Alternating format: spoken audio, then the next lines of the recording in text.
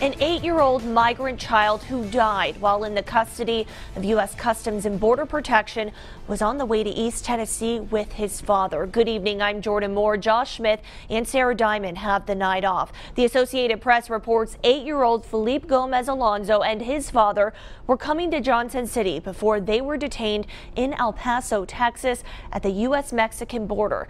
Customs and Border Protection says it is conducting secondary medical checks on all children under 10 years old after Alonso died on Christmas Eve. Jackie DeFusco spoke with lawmakers and advocates on both sides of the aisle, now calling for an investigation into his death. Well, Jordan, the cause of that young boy's death, again, it's still largely unknown, which is why many are calling for an investigation to determine if this was an isolated incident or indicative of a bigger problem. Second death in a month, it's unacceptable. It makes me angry. It makes me sad. These people are human beings, and they're not being treated like so. Today, local advocate Jennifer Savage, one of many, asking, how did this happen? I think we do need to find out what happened to this child, and certainly we will.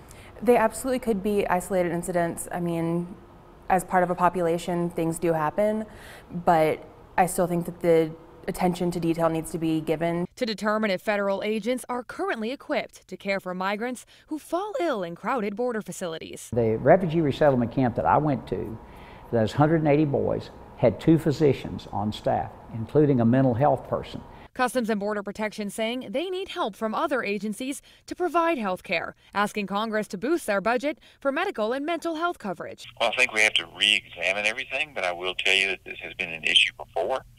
This is not the first time there have been some concerns, and that's why the Department of Homeland Security needs assistance from Health and Human Services to try to deal with these issues. Issues that some Democrats say are symptomatic of what they call anti-immigrant policies coming out of the White House. I don't think that Republicans have made quality of health care even a priority for Americans, let alone for immigrants and refugees looking for the same thing. So that's something that needs to change. Whenever you categorize a group of people as less than, it is easy to think of them as expendable. But Republicans arguing the safety of migrant children and border security are separate issues. We have thousands of people, and we don't know who they are. They could be terrorists, they can be criminals, they can be innocent people. We don't know who they are. If you don't have a secure border, you do not have a sovereign nation, period.